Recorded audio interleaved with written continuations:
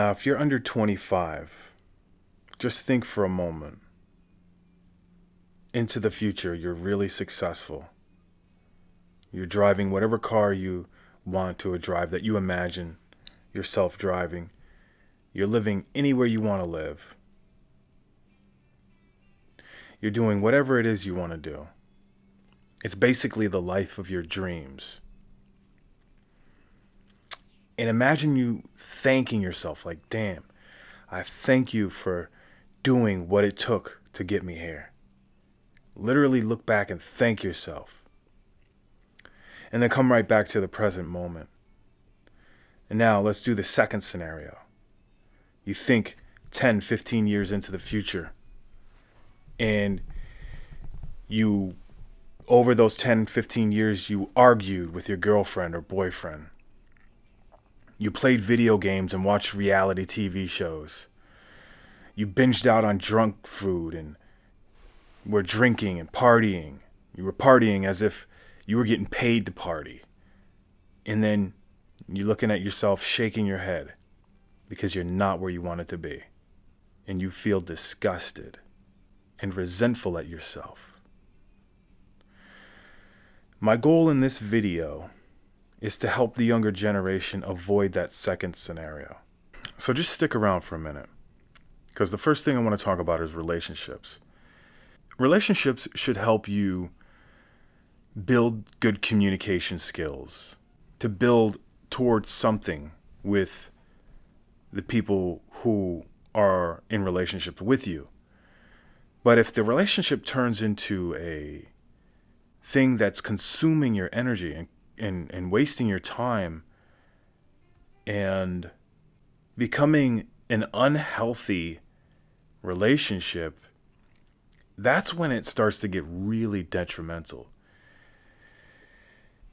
And it has a cascading effect throughout all areas of your life.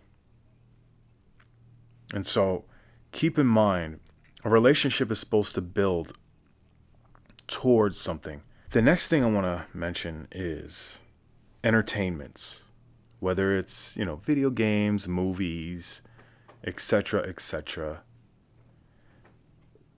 You see, these things are cool. Don't get me wrong, it's cool. Growing up, we played video games in the arcade. We had fun with our friends.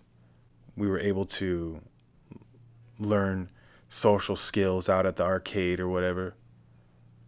And today, it's a little bit different. A lot of the video games are online or what have you. But the reality of the situation is you're not really, it's like making it to the NBA if you want to carve out some sort of living by playing video games. Very few are able to do it. And I don't know, maybe I'm wrong, and in the future, all jobs or most jobs will be video games, and you'll be making $100,000 a year playing a video game, most people. And there won't be any more factory jobs, and there won't be any more fast food workers or grocery baggers and cashiers and clerks. It'll all be video game players. Who knows?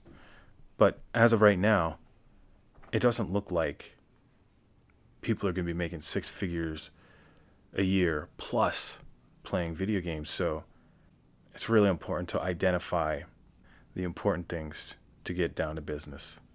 Because the hours that you spend consuming entertainments could be put towards some sort of side hustle of learning something. It could be some sort of craft, or even learning a new language, or learning something about business, learning a multitude of different things that are going to advance you to the next level in life, the level that you want to get to, the ideal situation and scenario that you want to live. Okay, now, is that entertainment going to get you closer to that, or is it not? That's the bottom line.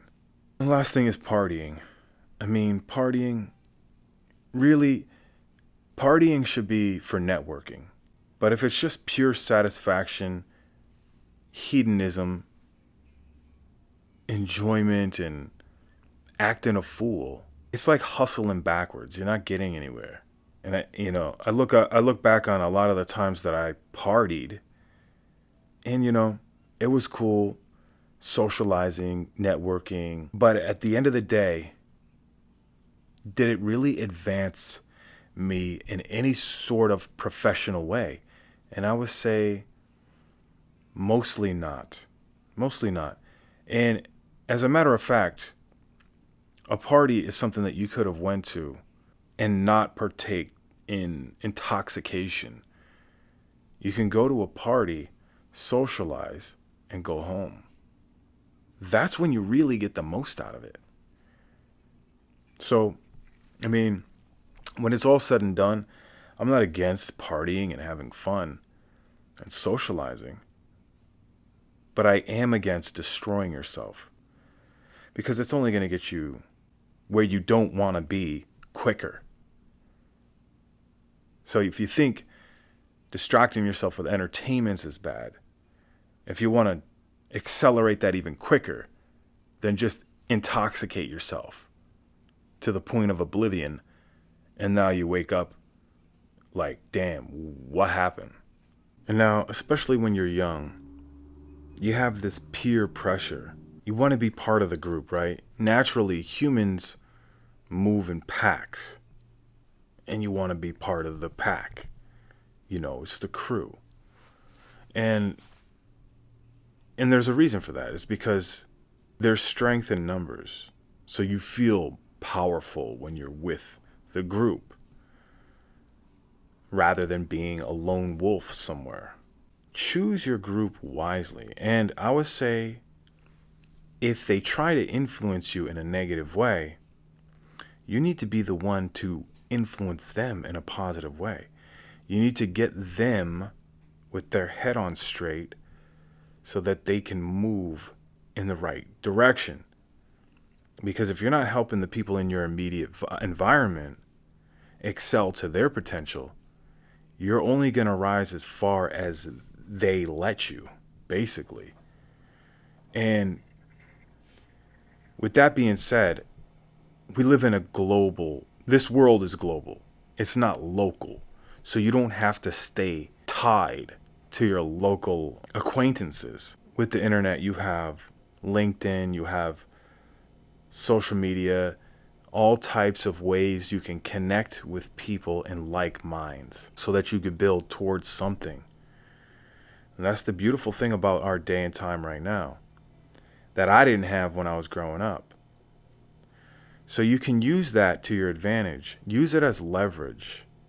And your confidence is going to make it so that the negative influences in your local environment will be less like influences on you and more like you being influences on them, which is more important. The positive force needs to be the stronger influence. And this is why you need to build your confidence. And you got to understand, when you're on the path less traveled, it's going to get a little bumpy. It's going to get hard. And you're naturally going to want to give up from time to time. That's why it's so important to remind yourself of the reasons why you want to get there. Like the example I gave about the car. Say you want a certain car, right? If you just look at a picture of the car and you're like, wow, that's a nice car, I would like that car, you're less likely to get the car by just looking at the picture. But if you have to actually plan out the day to go to the dealership, sit inside the car, take it for a test drive, read about the features and benefits of the car, talk to the sales guy about the car, find out as much as you can about the car, then your subconscious brain, along with your conscious brain, starts to think of ways to get that car because you have so many more reasons. You felt the way it is. You felt the handle of the car. You know how it drives, the acceleration, the way the seat feels. Everything about the car gives you more reasons why. And you remember why. And you're more likely to get it. But if you say, oh, that's a nice car, I've seen that car on a video, I'd like it, you're less likely to get it because you just, you didn't put any investment into it. You didn't put any thought or any preparation or any inquisitiveness into it. Consistency is more important than intensity. Small incremental steps over time add up. Intensity usually causes burnout, and there's only so much you can do with intensity, depending on how much energy you have personally. But it's more important to be consistent than it is to be intense with your practice in whatever it is that you're doing, because the compound effect, and that's what we want. We want to get the compound effect going in. Also, take time for self-reflection, reflecting on the things that are working, the things that are not working, where you need to make changes, some new things you may want to implement. And just remember the progress that you've made already. Remember the things that you've done already. Cultivate resilience.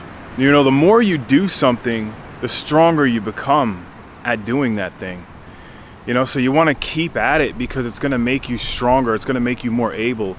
And you're going to keep progressing over time and learning and making yourself more able to do what it takes to get it done. And just realize it all boils down to habits.